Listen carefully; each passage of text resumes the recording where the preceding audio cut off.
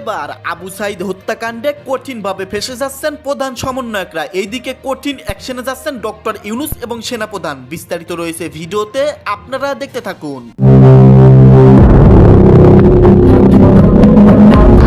যে অভিশাপ নিয়ে ছাত্রদের রাজনৈতিক দলটার আত্মপ্রকাশ ঘটেছে, আমি জানি না যে তারা আসলে ভবিষ্যতে দেশের কি করবে। ভাবা যায় যে আবু সাইদকে কেন্দ্র করে এত কিছু ঘটনা ঘটলো, যে আবু সাইদের কথা বলে মুখে ফেনা তুলছে। এই আবু সাইদকে কোনো পুলিশ মারে নাই, এই আবু সাইদকে মারছে এই সমন্বয়কারীরাই, এই আবু সাইদকে মারছে এই সার্জিস হাসনাত, এরাই মারছে। যে নতুন যে রাজনৈতিক দল, সেই রাজনৈতিক দল সরকারের ক্ষমতার অপব্যবহার করেছে। আবু সাইদকে হত্যা করছে সমন্বয়ক সার্জিস আলম, হাসনাত আবদুল্লাহ ও সাবেক উপদেষ্টা নাহিদ। এমন একটি নিউজ বর্তমান বাংলাদেশের সোশ্যাল মিডিয়াতে ভাইরাল হয়ে ছড়িয়ে পড়ছে। তো বন্ধুরা, সত্যি সত্যি কি আবু সাইদকে হাসনাত আবদুল্লাহ, সার্জিস আলম ও নাহিদ হত্যা করছে? এই বিষয়ে পর্যালোচনা করে আমরা বেশ কয়েকটি খুবই গুরুত্বপূর্ণ তথ্য এবং ভিডিও ফুটেজ পাই, যা আজকের ভিডিওতে সেগুলোই এক এক করে ধারাবাহিক তুলে ধরব। যদিও আজকের ভিডিওটা কিছুটা লং হতে পারে, তবে ভিডিওতে জানতে পারবেন এমন কিছু অজানা গোপন তথ্য যা জানলে আপনিও ইতিমধ্যে অবাক হতে বাধ্য। তো বন্ধুরা, সেই সাথে জানতে পারবেন বর্তমান বাংলাদেশের রাজনীতির প্রেক্ষাপট আসলে কোন দিকে যাচ্ছে।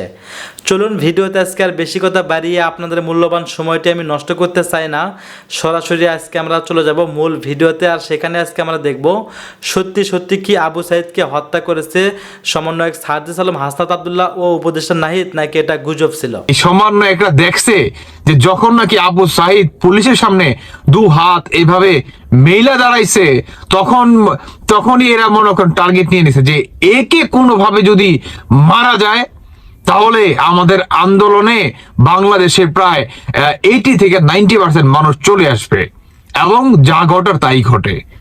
বুঝতে পারছেন, যা ঘটার তাই ঘটে। এরা বাংলাদেশের মানুষের সেন্টিমেন্ট নিয়ে মনে করেন খেলছে। ওই যে আপনার কি বলে হান্নান মাসুদ বলে নাই একটা টিভি চ্যানেলের আপনার টক শোতে, যে আমাদের এই আন্দোলনটা যদি আমরা সঠিকভাবে সূক্ষ্মভাবে করতাম তাহলে বাংলাদেশের 1% মানুষও আমাদের এই আন্দোলনে হতো না। অতএব আমাদেরকে অনেক কিছু অনেক মিথ্যাচার, অনেক মনে করেন হত্যাকাণ্ড আমাদের হাতে মনে করেন তুলে নিতে হয়েছে, অরাজকতা সৃষ্টি করতে হয়েছে। বিধায় আমাদের এই আন্দোলনে আমরা সফল হয়েছি। আমরা যদি লিগেল অ্যাকশনে নামতাম, এই আন্দোলনে আমরা কখনোই সফল হতাম না। আমার উদ্দেশ্য এটাই যে এই সমন্বয়করা নাকি নিজের মুখে স্বীকার করে যে তাদের এই আন্দোলনটা ছিল কি তাদের প্ল্যান মোতাবেক। এই আবু সাইদও এই প্ল্যানের ভিতরে পড়ে, এই মুগ্ধর মতো এরও কি প্ল্যানের ভিতরে পড়ে। ওই যে আবু সাইদ যখন মনে করেন দেখলো যে ভাইরাল হয়ে গেছে, বুঝেন নাই, তখনই কি তারা এই পয়েন্টটা মনে করেন আপনার কাজে লাগাইছে। আর আজকে বাংলাদেশে যা হওয়ার তাই হয়েছে। তাই আমি বাংলাদেশের জনগণের উদ্দেশ্যে বলতে চাই যে বাংলাদেশের বর্তমান যে অবস্থা, এইটার দিকে একটা আবার লক্ষ্য করেন, আর সমন্বয়কদের দিকে একটা আবার লক্ষ্য করেন, তাহলে পেয়ে যাবেন যে এরা চবে থেকে 5 আগস্টের পর থেকেই তো আপনি 8 আগস্ট পর্যন্ত ধরেন। 8 আগস্ট ডক্টর ইউনূস ক্ষমতা আপনার গ্রহণ করে, তাই না? তো 8 আগস্ট থেকেই ধরেন, 9 আগস্ট থেকে ধরেন, দেখেন তো দেশের একটা উন্নয়ন দেখান, একটা ভালো কাজ দেখান, একটা অরাজকতা সৃষ্টি কম হয়েছে দেখান, দেশের মনে করেন আপনার কি বলে এই অস্থিতিশীল মনে করেন কম হয়েছে দেখান, দেশের একটা ভালো একটা দিন আপনার ফিরাইছে দেখান, কোন একটা ফিডব্যাক দেখান দেশের এই উন্নয়নটা হয়েছে। আচ্ছা 6 মাসে তো উন্নয়ন করা সম্ভব না, ওকে বাদ দিলাম, সংস্কার কাজ কিঞ্চিত পরিমাণ হয়েছে দেখান, পারবেন না। কারণ আপনি জানেন যে এরা কি করছে, এরা বর্তমান লুটপাটে মনে করেন ব্যস্ত। তাই আমি বলবো যে এই সমন্বয়ক সার্জিস হাসনাত এরা পুনরায় বাংলাদেশের মানুষের আবেগ নিয়ে মনে করেন খেলতেছে, ভোট কালেক্ট করার জন্য পুনরায় এই আবু সাইদের মৃত্যুকে তারা মনে করেন হত্যা করে পুনরায় আওয়ামী লীগের নাম দিয়ে, শেখ হাসিনা নাম দিয়ে, পুলিশের নাম দিয়ে মানুষের মনে করেন চোখে ধুলা দিয়ে তাদের মনে করেন ভোট কালেক্ট করার মনে করেন ধান্দা, এছাড়া আর কিচ্ছু না। তাই বলবো যে পুনরায় পুলিশকে কেউ ক্রিমিনাল বানাবেন না, কারণ পুলিশ গণহত্যা কিন্তু কম হয় নাই। পুলিশ গণহত্যার বিচার করবে কে? এই সমন্বয়কের বাচ্চারা। পুলিশ গণহত্যার বিচার করবে কে? স্বৈরাচার। তোরা হচ্ছে সবচেয়ে বড় স্বৈরাচার, তোদের থেকে স্বৈরাচার বাংলাদেশের কেউ নাই, বুঝছো স্যার, কেউই নাই। যাই হোক, আমি আর কিছু বলতে চাচ্ছি না, তবে এটাই বলতে চাই যে এই আবু সাইদের মৃত্যুর ঘটনা যদি সঠিকভাবে তদন্ত করা হয়, আমার মনে হয় যে ভাই সত্যিটা বের হয়ে আসবে। দর্শক বন্ধুরা, বাকিটা আপনাদের ব্যক্তি। পুলিশের সামনে দাঁড়ায় গেল, দুইটা হাত এরকম ফাঁকা করে, আর পুলিশ তাকে শুট করছে। তিনি একসময় পড়ে গেলেন, আবার একটা শুট করা হইলো। ওই সময় আমি আসলে আশপাশে কিছুক্ষণ অপেক্ষা করে যখন কেউ আগায়নি, আমি দৌড়ে গেছি তাকে নেওয়ার জন্য। তাকে যখন আমি তুলি, আমি দেখলাম যে আরেকজন অফিসার আবারও তার বন্দুককে তাক করতেছিলেন আমাদের দিকে। আমি তাকে আমার হ্যান্ড সিগন্যাল দিয়ে তারে আসলে একবার বোঝানোর চেষ্টা করতেছিলাম তিনি মারা যাচ্ছেন। উনি স্টিল তাক করছেন, ওই জন্য আমি তাকে আমার হাতে ডান পাশে ঘুরে নিছি। কিন্তু স্টিল যখন তাকে আবার গুলি করা হলো আমাদেরকে, তখন ওনার যে শটটা সেটা সাইড হয়ে গায়ে না লাগে আমার এই বাম পাশে লাগছে, আর বাম পাশে বডিতে। অ্যান্ড ওই প্রেসারে আসলে সাইড ভাই আমার হাত থেকে পড়ে গেছিল। বলার চেষ্টা করতেছিলেন যে ভাই আমাকে বাঁচা। কোনো একটা স্প্রাইটের বোতল বা যে কোনো ছাঁকাইলে যেরকম আসলে ওটা বের হয়, এরকম রক্ত বের হচ্ছিল মুখ থেকে।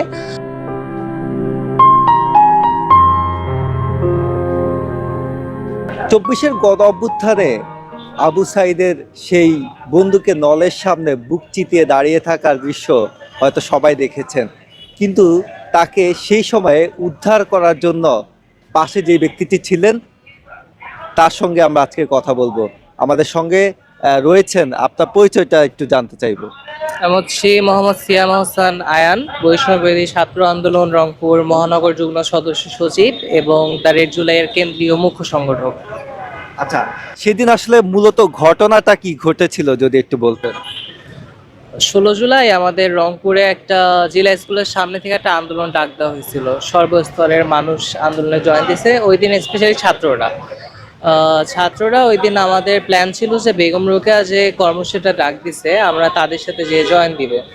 তো জেলা স্কুল থেকে বেগম রোকেয়া যাওয়ার পথে রংপুর পুলিশ লাইন্সের সামনে আগে আমাদের উপর পুলিশ একটা অ্যাটাক করে, লাঠি চার্জ করে।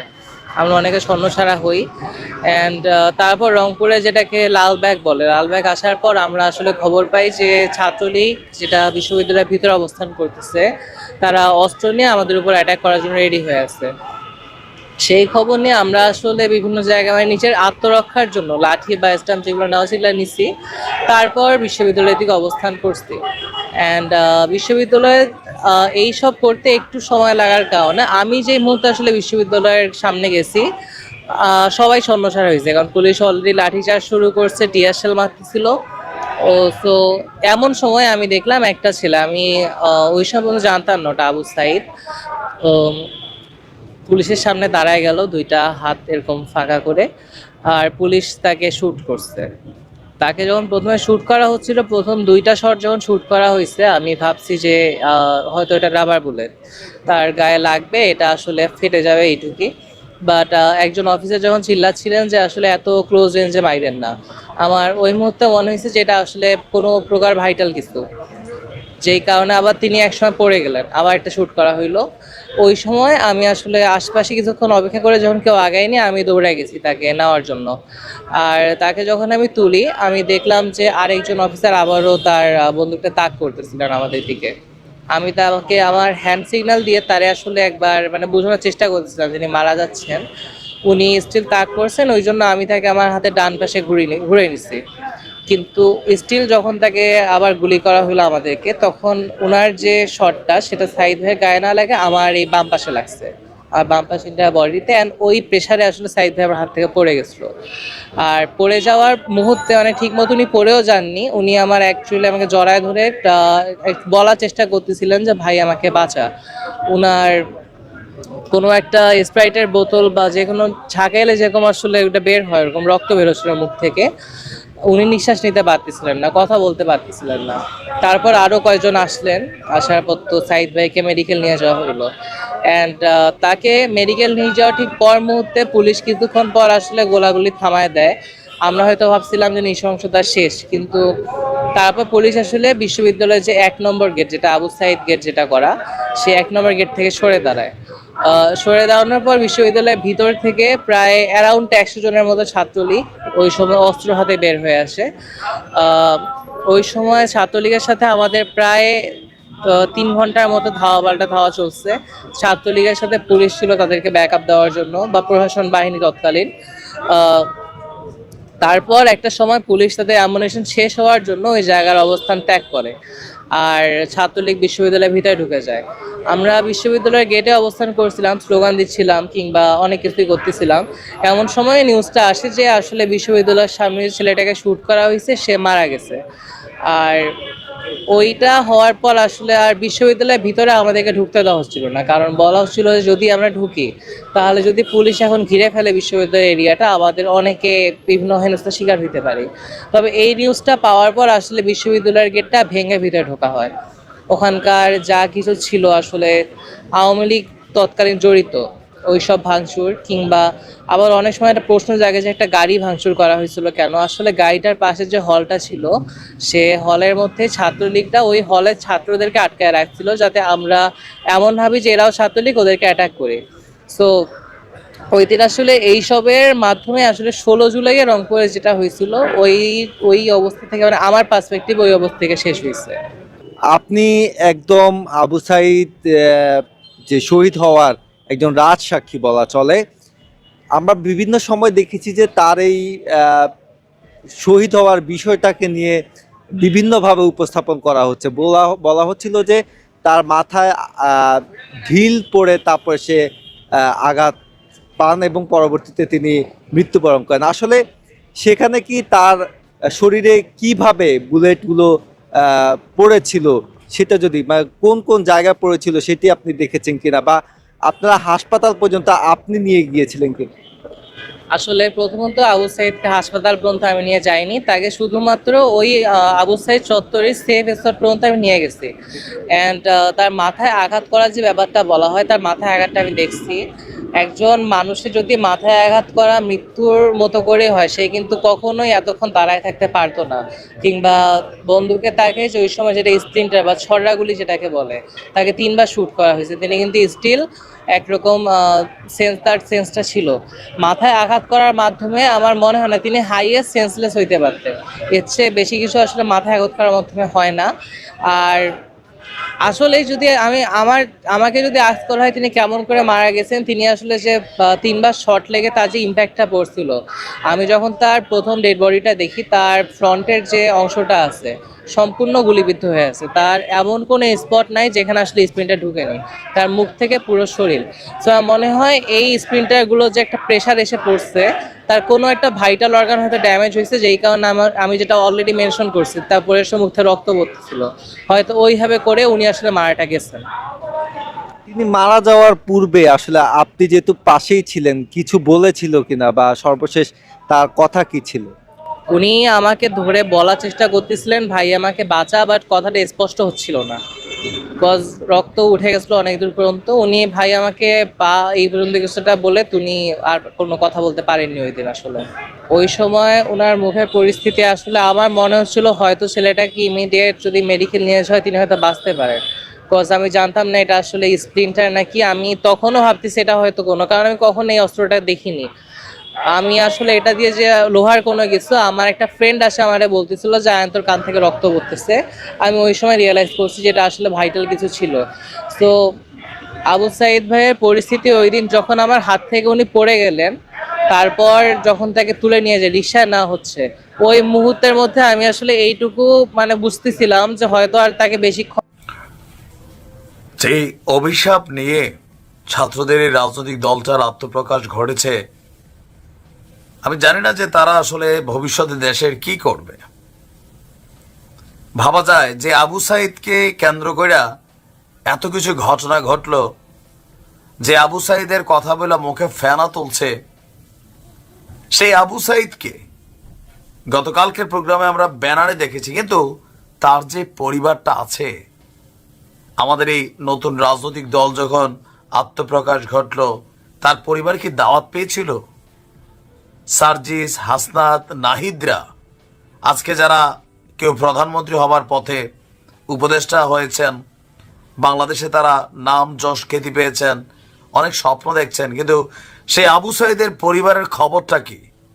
আবু সাইদের ভাই একটা স্ট্যাটাস দিয়েছে, আমার কাছে আশ্চর্য লাগছে। ইভেন এটা ফিলও হচ্ছে যে এরা আগামী দিনে বাংলাদেশকে লিড করবে। এই নগদে জুম্মা 8 দিন এখন এই অবস্থা।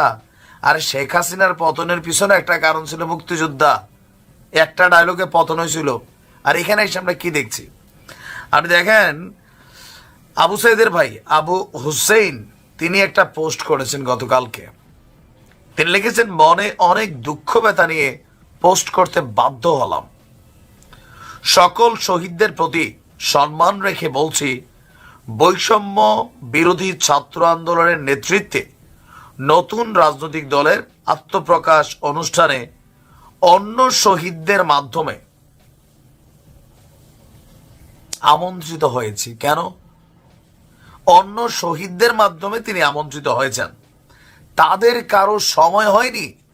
নাহিদ, আসিফ, সার্জিস মুখে দিয়ে ফেনা তুলে ফেলতেছে ভালোবাসা, জুলাই আগস্ট যার যার ক্ষমতার ধান্দায় মনে চলে গেছে। আহতরা রাস্তায় বইটা থাকে। আরে যে মারা গেছে আবু সাইদের পরিবারকে আপনারা দাওয়াত দেন নাই। দেখলাম যে নাহিদের বাবা আসতেছেন ভিভিআইপি লেভেলে। আবু সাইদের বাবা কোথায়? আপনি দেখেন, আমি খুবই আশ্চর্য হচ্ছি। তারপর বলছে যে তাদের কারোর সময় হয়নি আমাদের ফ্যামিলিকে আমন্ত্রণ জানানোর, এবং অনুষ্ঠানে উপস্থিত হওয়ার পর কাউকে খোঁজ খবর নেয়নি। তারা যেখানে আসলো তাদের খোঁজ খবরটা কেউ নেয়নি, অথচ অন্যান্য ফ্যামিলিদেরকে নিয়ে টানাটানি।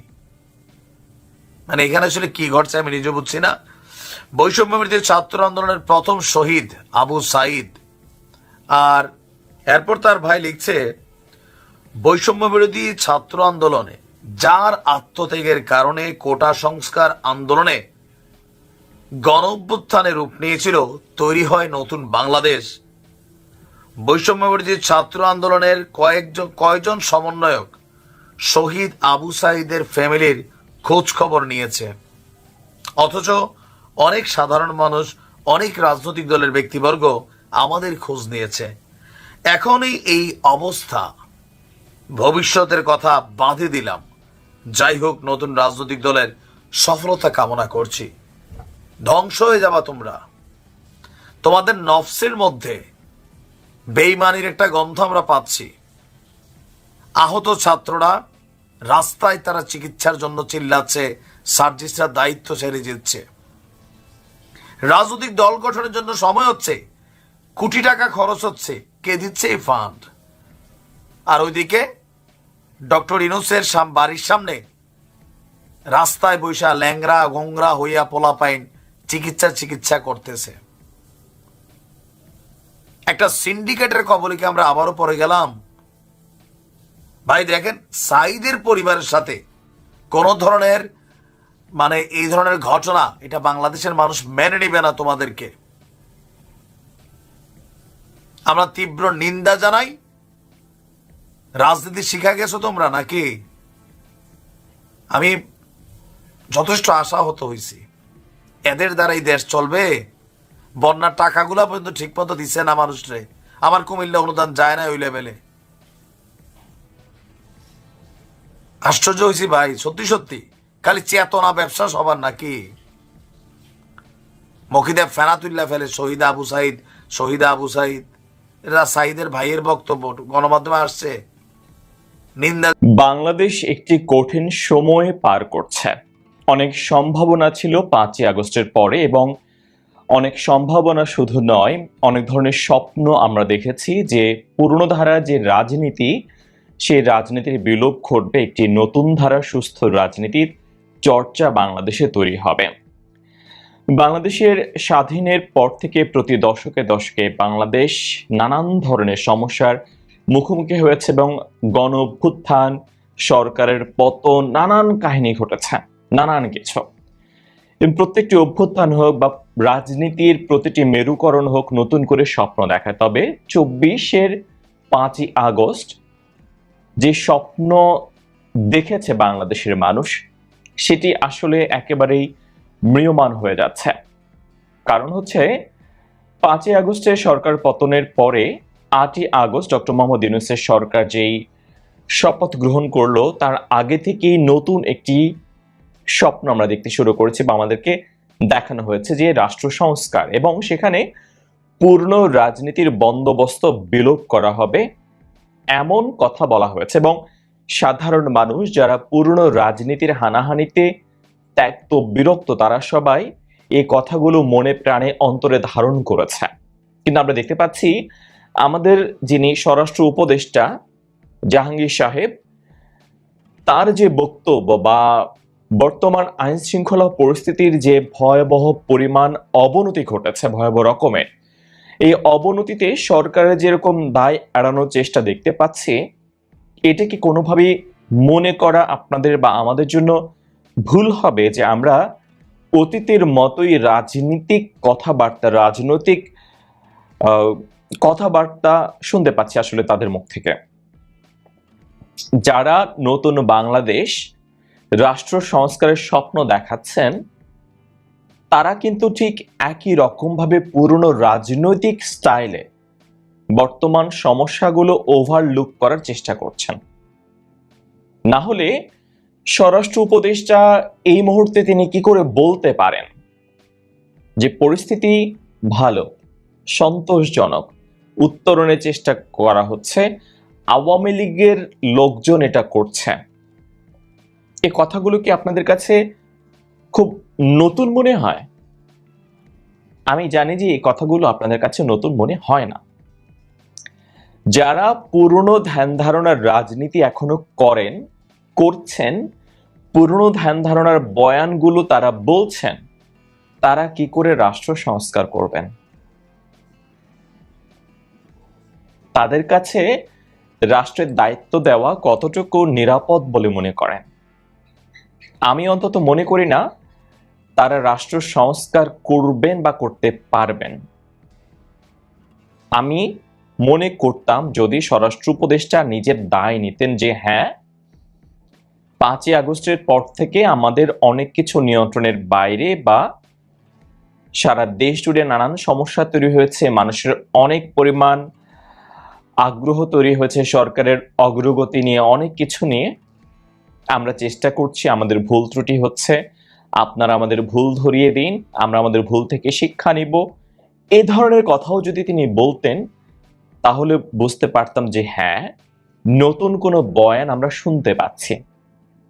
কিন্তু আমরা এমন পুরনো বয়ান তাদের মুখ থেকে শুনতে পাই যে বয়ান কোনোভাবেই রাষ্ট্র সংস্কারের বয়ানের সঙ্গে কোনোভাবেই সামঞ্জস্যপূর্ণ নয়। এই যে অসামঞ্জস্যপূর্ণ কথাবার্তা বলে তারা যে রাষ্ট্র সংস্কারের স্বপ্ন দেখাচ্ছেন, এটা কি কোনোভাবেই জাস্টিফাই করে তারা আসলেই রাষ্ট্র সংস্কার করতে চান? প্রতিনিয়তই খুন, ধর্ষণ, ছিনতাই, চাঁদাবাজি হচ্ছে, এবং এটা এমন নয় যে অতীতে এরকম ছিল। আমি আমার অন্তত সচেতন যখন হয়েছি নাগরিক, তখন থেকে বিগত 1.5 দশকের শাসন আমলে, আওয়ামী লীগের শাসন আমলে, যেই শাসন আমল নিয়ে প্রচুর পরিমাণে তর্ক বিতর্ক সমালোচনা রয়েছে, সে সময়ও আইন শৃঙ্খলা পরিস্থিতির এত অবনতি আমি জানি না আপনারা কেউ লক্ষ্য করেছেন কিনা। আমার অন্তত এরকম আমি ভয় পাইনি মূলত বাইরে যেতে, আমি এখন ভয় পাই। অনেকে আমাকে এখন আওয়ামী লীগের দোসর বলবেন, ফ্যাসিবাদের সমর্থক বলবেন, কিন্তু আমি আসলেই ভয় পাই এখন। আমি থাকি রাজধানীর 300 ফিটে পূর্বাচলে, এই রোডটা পুরো ফ্রি থাকে।